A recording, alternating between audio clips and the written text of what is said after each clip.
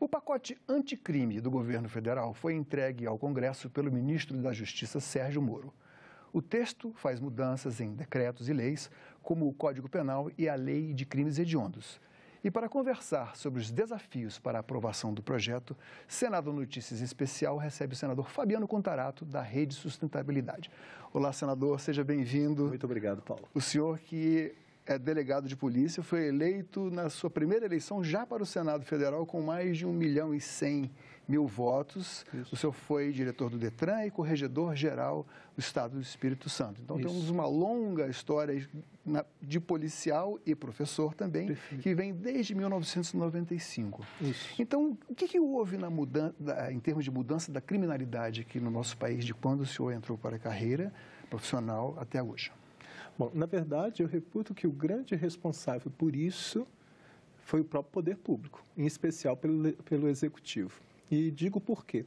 A Constituição Federal, que é de 88, no artigo 144, ela é taxativa ao estabelecer que a segurança pública é direito de todos, mas é dever do Estado. E, infelizmente, o poder público, através do Estado, vem falhando. Ele não vem passando aquilo que a sociedade clama e tem sede. Uma sociedade que quer pacificação social, e quando essa pacificação social é rompida pela prática de um crime ou de uma contravenção penal, que o poder estatal, através do Estado juiz, aplique uma sentença condenatória, mas que essa sentença condenatória seja efetivada. E isso não acontece no Brasil. Todo crime nós temos uma pena mínima e uma pena máxima.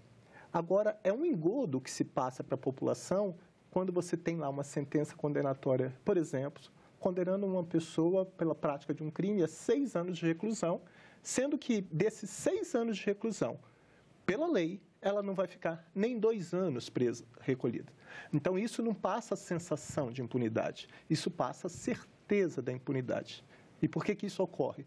Porque nós temos inúmeros benefícios, tanto no Código Penal e no Código de Processo Penal, que faz com que os magistrados no país aplicam a lei dessa forma. Vou te dar um exemplo. Para condenado primário, ele tem que cumprir 1/3 da pena, ele já pode ser posto em liberdade. Então, 1/3 de 6 anos, com 2 anos ele já está na rua. Menos que isso ele vai sair, porque a cada 3 dias que ele trabalha, é que ele ganha 1 a mais, é a chamada remissão de pena pelo trabalho. Isso está previsto na Lei 7.210, que é a chamada Lei de Execução Penal. Você tem progressão de regime de cumprimento inicial da pena. Esse é outro benefício. 1/6 da pena de cumprimento, ele já vai ter a progressão do regime. Você tem aí os indultos de Natal, que estabelece tanto o indulto da pena como comutação da pena, que é a diminuição da pena, para uma universalidade de condenados. Tudo isso enseja a certeza da impunidade. Mas o pacote anticrime, na sua visão, não está intervindo, já não intervém nessas falhas da lei ou do cumprimento da lei? Sim, mas por isso da necessidade do pacote. Porque até que esse pacote não seja aprovado, a nossa realidade é essa. Hoje, se você traçar o perfil socioeconômico de quem está preso, eu não tenho dúvida de falar que é pobre, afrodescendente e semi-analfabeto. E aqui eu não quero fazer apologia ao crime, mas quando ocorre um furto aqui em Brasília, você tem uma vítima determinada. Agora, quando o governo do Estado, quando um político desvia a verba da saúde, ele está matando uma universalidade de pessoas. Quando o secretário de Educação desvia a verba da educação, ele está matando o sonho de milhões de jovens, que são garantias constitucionais. E eu pergunto, quantos políticos, quantos governadores, prefeitos estão presos pela prática desses crimes? Infelizmente, o percentual é ínfimo ou irrisório. Infelizmente, quem está condenado no Brasil são essas 3 categorias que o pacote vem justamente para estabelecer uma punição mais severa. Quando ele fala lá, é um avanço. Quando ele coloca na lei dos crimes hediondos, por exemplo, que a progressão do regime de cumprimento da pena para um condenado por crime hediondo seja de 3/5 da pena, e não como é hoje com 2/5. Há um avanço quando você estabelece ali a criminalização do caixa 2 com pena até 5 anos de reclusão. Isso tudo faz com que nós tenhamos uma resposta e, acima de tudo, a consagração da premissa constitucional de que todos são iguais perante a lei sem distinção de qualquer natureza. Eu queria pedir licença para mostrar algumas cenas que nós separamos aqui, um VT com as propostas do ministro Sérgio Moro, que serão votadas primeiro na Câmara dos Deputados e depois aqui no Senado Federal. e vão ser encaminhadas para análise justamente aqui. Então, eu queria que o senhor, com licença, e os espectadores prestassem atenção. O Congresso recebeu nesta terça-feira o pacote anticrime preparado pelo governo, com 3 projetos de lei. Um sobre crime organizado, crime violento e corrupção, outro sobre alterações na legislação eleitoral e o terceiro sobre a criminalização do Caixa 2, que é o dinheiro de campanha política não contabilizado oficialmente. A ideia inicial era apresentar um projeto único. No entanto, na evolução do estudo sobre o projeto, foi constatada a necessidade de apresentar parte dele por projeto de lei complementar. Então, uma parte foi separada e foi resolvido apresentar um projeto em separado da criminalização do Caixa 2. Isso não muda nada em relação ao comprometimento do governo ou do Congresso em relação à criminalização do Caixa 2. Havia um sentimento de que o Caixa 2 é um crime grave, de fato é grave, mas não é tão grave como o crime organizado, homicídios e corrupção. As propostas foram assinadas de manhã pelo presidente Jair Bolsonaro em solenidade fechada no Palácio do Planalto e entregues à tarde pelo ministro da Justiça, Sérgio Moro, na Câmara dos Deputados, onde começa a tramitação antes de chegar ao Senado. O governo tem que ser uma liderança nessa mudança e pretende fazer isso junto com o Congresso. Convencer os parlamentares do acerto das medidas e, obviamente, estamos abertos ao diálogo para aprimorar o projeto aqui dentro do Parlamento. As medidas incluem alterações em 14 leis, como o Código Penal, o Código de Processo Penal, a Lei de Execução Penal, a Lei de Crimes Hediondos e o Código Eleitoral. O pacote torna obrigatório o cumprimento de pena de prisão a partir da condenação em segunda instância, aumenta penas para crimes relativos à arma de fogo, acaba com liberdade condicional para integrantes de facções criminosas e permite o uso de produtos de crime apreendidos pelos órgãos de segurança pública.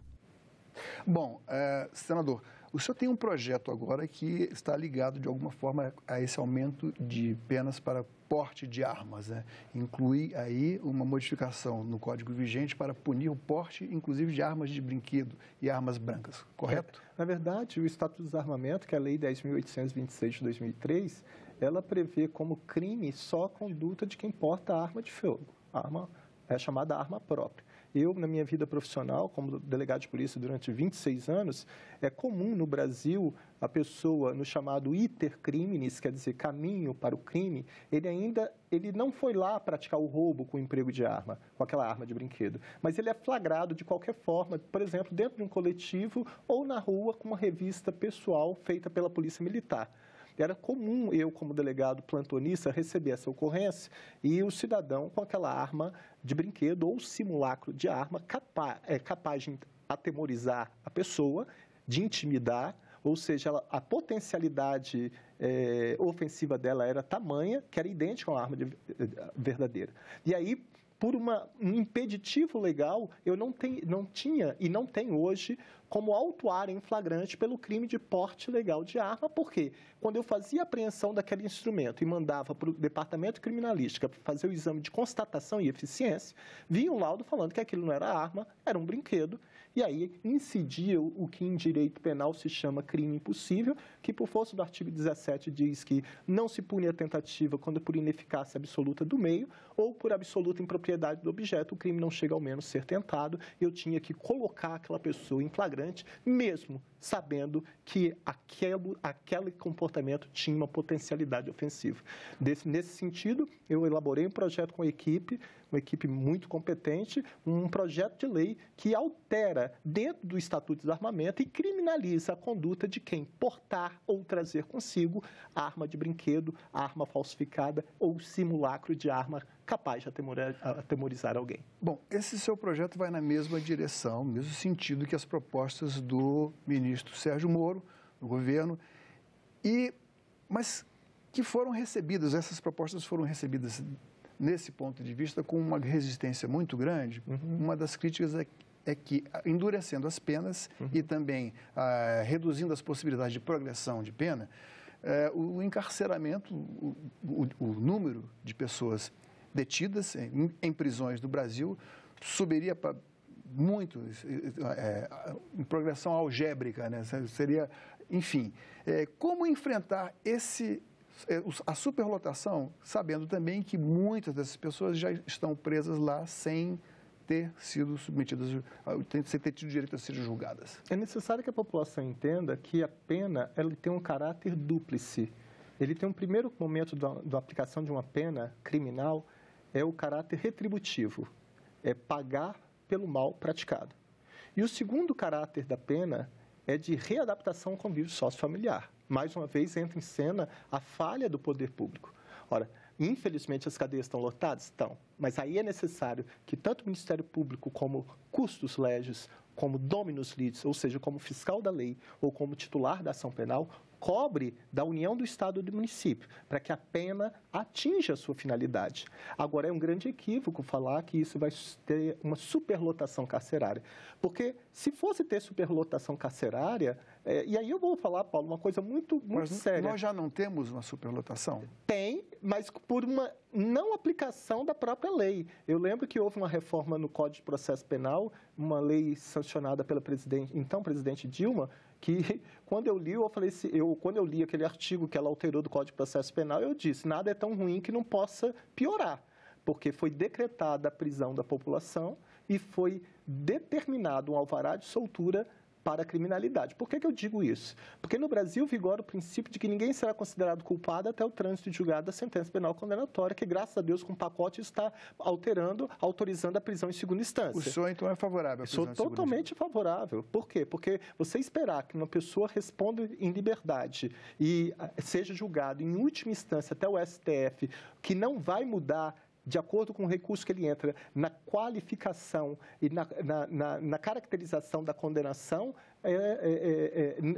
subestimar o interesse da própria população. Mas o que eu quero chamar a atenção é que essa mudança que a presidente Dilma fez foi o seguinte: ninguém pode ser preso salvo em flagrante delito. Só que aí ela veio e mudou o Código de Processo Penal e falou assim, que todas as condutas são afiançáveis, exceto tortura, crime de tortura, que está previsto na Lei 9.455/97, tráfico ilícito entorpecente, que você tem uma lei específica, e terrorismo. Crimes hediondos, Lei de Segurança Nacional e racismo. O que não foi isso são afiançáveis. As cadeias estão lotadas, Paulo, é de pobres. Sim. Por quê? Porque não se concede a liberdade provisória para essas pessoas, porque isso é uma garantia constitucional. Está desde 88. O artigo 5º fala, ninguém será levado à prisão ou nela mantido se a lei assegurar a liberdade provisória com ou sem fiança. As cadeias estão lotadas, não são de presos condenados com sentença transitada em julgadas, são presos por prisão provisória, ou seja, em virtude de prisão em flagrante ou decorrente de decreto de prisão preventiva ou de decreto de prisão temporária. Mas se fosse cumprido a reforma do Código de Processo Penal, que já está em vigor com a promulgação da lei dessa reforma feita pelo presidente Dilma, as cadeias teriam até vagas. Projetos aqui dentro do Congresso prevêem algumas medidas, o projeto do senador, do ministro, agora ministro Osmar Terra, que por intervenção do senador Lazier Martins, ele vai votar a pauta, que diz respeito a quantificar a posse, o volume de droga que uma pessoa possui. Uhum. No caso, por exemplo... Da entorpecente, isso, né? no caso de entorpecente. É porque existem dados que mostram que grande parte desses encarcerados são primários. Sim. E ainda não foram julgados por posse, e onde a autoridade policial interveio de tal forma que ficou a critério do policial dizer se ele é usuário ou traficante. O que o senhor pensa de uma modificação na lei para que para que separar aquele primário, aquele jovem que vai ser vítima, vai ser cooptado pelo crime organizado dentro das prisões? Eu acho que a gente tem que ter muita cautela nisso, porque estabelecer um requisito de natureza objetiva, por exemplo, a quantidade, isso não vai solucionar o problema. A lei 6665, ainda da época do regime militar, ela previa, né? Separava a quantidade de droga. Né? Não, ela não tinha quantificação. O problema é que ela tem que ficar num comportamento subjetivo mesmo, e isso eu defendo. Por quê? E aí eu vou te falar pela prática.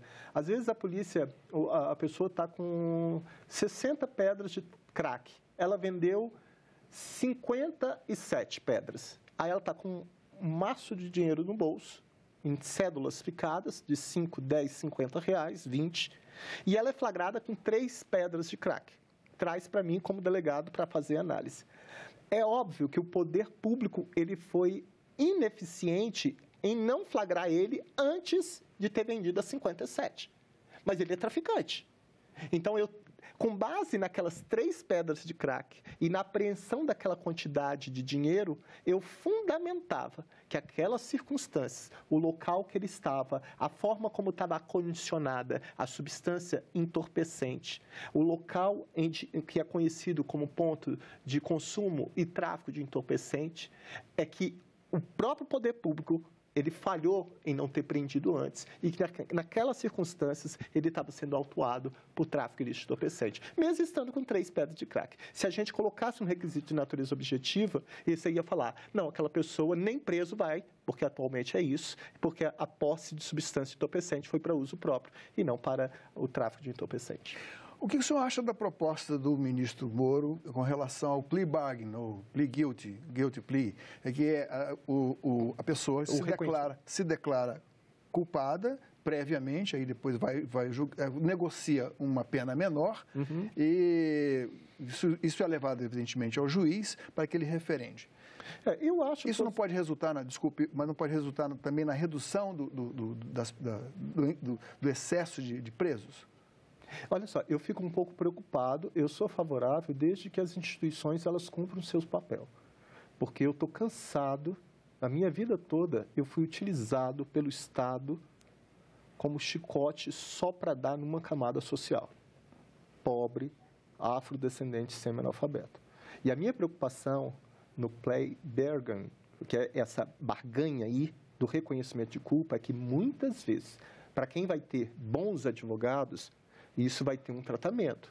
Agora, me preocupa é que no Brasil, com uma extensão geográfica, topográfica diversificada, nem todo mundo, no que pese tenha uma garantia constitucional de que ele tem que ter um advogado público ou particular, ele possa não ter. E aí você pode ter uma injustiça, uma condenação de pessoas que não deveriam ter sido condenadas por um acordo que se faz ali em nome de uma economia processual. Nós vamos sacrificar, talvez, um dos principais bens jurídicos que estão elencados na Constituição Federal, que é a liberdade. Um outro ponto polêmico do pacote anticrime do governo é a questão da excludente de ilicitude. Perfeito. No caso em que o policial, sob emoção forte ou sob surpresa, ele elimine ou atinja fisicamente alguém, um criminoso, um suposto criminoso. Na verdade, o que o senhor pensa disso? Na verdade... Não existe um risco de... Não, com todo respeito à opinião em contrário, as pessoas estão tendo uma visão distorcida do que está lá. Eu li atentamente. Isso já está no Código Penal, no artigo 23. O artigo 23 é claro. Ele diz o seguinte, não há crime quando o agente pratica o fato em legítima defesa, em estado de necessidade, exercício regular do direito ou estrito cumprimento do dever legal. Isso é tudo de forma genérica. E o que ele só fez ali só foi explicitar. Olha, se o agente policial matar alguém que estava com uma refém, ele armado, fortemente armado e com a refém, se isso acontecer, não há crime. Mas independente dessa mudança, isso já não é crime. Então, hoje, se isso acontecer, imagine uma cena em que haja um refém, um criminoso que tem uma pessoa como refém, com uma pistola .40 apontando na cabeça e que há uma reação do poder público, porque ele não está agindo, ele está reagindo a uma agressão. Por isso que a lei é clara quando fala não há crime, e aí ele, infelizmente, tem que executar essa pessoa. No caso do Morro do Falé, no Rio de Janeiro, por exemplo, que alegadamente os moradores da comunidade alegaram que houve ali uma execução e não uma ação uma reação da polícia. Na verdade, todo excesso corre o risco. É obviamente que até mesmo nos casos de legítima defesa, estado de necessidade, exercício regular de direito, estrito cumprimento do dever legal, se o policial se excede, ele vai responder pelo excesso doloso ou culposo. Se houve ali a figura do erro, o que é o erro? É a falsa representação da realidade. Se na mente dele ele estava com a plena convicção de que ele estava repelindo uma agressão e que, na verdade, não era, por exemplo, o cara ia sacar uma arma para efetuar o disparo e quando ele reage e atinge mortalmente aquela pessoa e verifica que não era uma arma que ele portava, esse é um instituto que também está para qualquer pessoa. Não é para o policial, é para mim, é para você, é para o telespectador. Aí vai para a corregedoria na polícia, no caso. Isso no aspecto administrativo, mas criminalmente há ali, em favor dele, a chamada excludente de licitude putativa, ou seja, imaginária. Eu imaginei que estava reagindo a injusta agressão, na verdade ele estava tirando, era o celular do bolso e não era uma arma, e perfeito, naquelas circunstâncias, no aspecto criminal, ele vai ser absolvido, uma sentença absolutória com base na legítima defesa putativa, mas ele poderá responder administrativamente na corregedoria, seja da Polícia Civil, da Polícia Militar, da Polícia Rodoviária Federal, da Polícia Federal. Senador, vamos agora a um projeto seu, que aqui colocado na pesquisa no site do Senado já tem 400 e poucos votos a favor e 42, parece, contra. Quer dizer, está dando de 10 a 1, né? No placar. Diz respeito... Ainda bem que não foi 7 a 1, né? Diz respeito à possibilidade... Esse é contra. Diz respeito à possibilidade de uma pessoa qualquer ou uma instituição qualquer no flagrante, registrar um flagrante de crime do trânsito e por exemplo, uma filmagem de celular ser considerado como prova de crime, o que, por enquanto, não é. Não é polêmica essa ideia, senador? Não é, não. Isso que eu queria que a população abraçasse isso. Olha só, quem pode o mais, pode o menos. Se eu te der um exemplo de que um motorista visivelmente drogado, embriagado, quer seja pelo álcool ou qualquer substância de efeito psicoativo que determine dependência, ele com os pneumáticos careca, ele avançou um semáforo, atropelou e matou uma pessoa, se ele for filmado por alguém, por vídeo monitoramento de um estabelecimento comercial, ou da prefeitura, ou por uma pessoa da rua, aquele vídeo tem valor para condená-lo criminalmente, que é pior. Então, essa produção dessa prova é perfeitamente possível, mesmo porque o próprio Código de Processo Penal determina que quando não for possível o exame de corpo de delito, quando haver desaparecidos vestígios da infração, a prova testemunhal poderá suprir a falta ou qualquer meio de prova em direito admitido. Então, olha bem, se para o criminal é válido, agora, eu falei, no relato que eu disse, a filmagem pegava que ele avançou o sinal semafórico. Falava que ele estava com os pneumáticos careca. Para fazer o auto de infração por transgressão do trânsito, para ele ter a carteira suspensa, aquele vídeo não pode. Olha, fere a razoabilidade que como o vídeo vai ter valor para condenar no que é pior, que é o crime, ele agora não vai ter valor para dar uma multa ou suspensão da carteira. Digo até mais, o próprio TSE estabeleceu o pardal eleitoral. O que é isso? Ele estabeleceu um aplicativo falando, olha, se você vê qualquer crime eleitoral, pode mandar um vídeo para mim que vai ter valor. Palmas para o TSE, quem ganha com isso é a sociedade.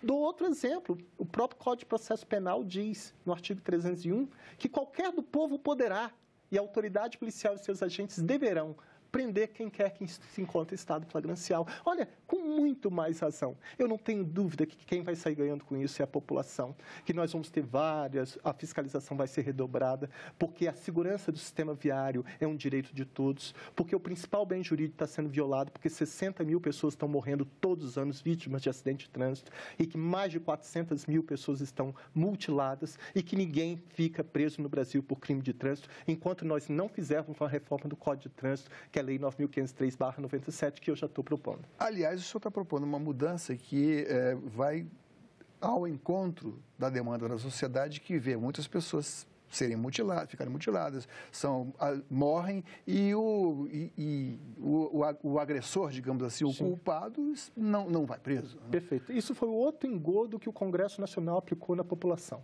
Eu era ainda corregedor lá no Estado do Espírito Santo. Quando eu soube que o presidente ia sancionar, eu tentei ligar falando, por favor, não sancione.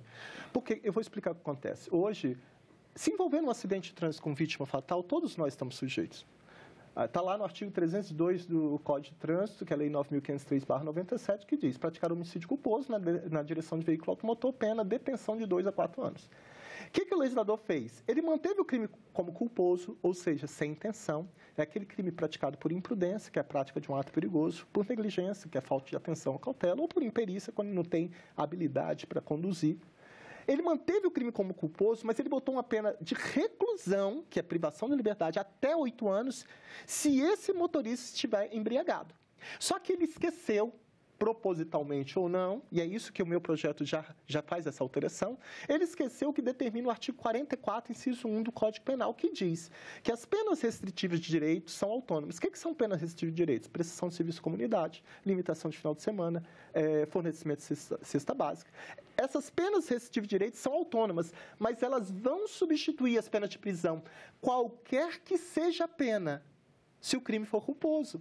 Então, hoje, se a pessoa mata no trânsito ou deixa uma pessoa paralítica ou tetraplégica e ele estiver embriagado, ele podia ter a pena de até 30 anos de reclusão. Mesmo com a lei que está hoje, todos os juízes têm que substituir a pena. Esse projeto que eu fiz fica vedado, fica proibido aos juízes aplicar a regra do 44. Se o motorista matar alguém e estiver em estado de embriaguez, ou se ele lesionar alguém em estado de embriaguez. Senador, infelizmente nosso tempo acabou, já está convidado para voltar aqui para falar desse mesmo tema. Muito obrigado, okay? Eu me coloco à disposição. Ficamos por aqui. Então, obrigado a você também, telespectador, pela sua presença aqui no Senado Notícias Especial. Continue sintonizando aqui a nossa TV Senado.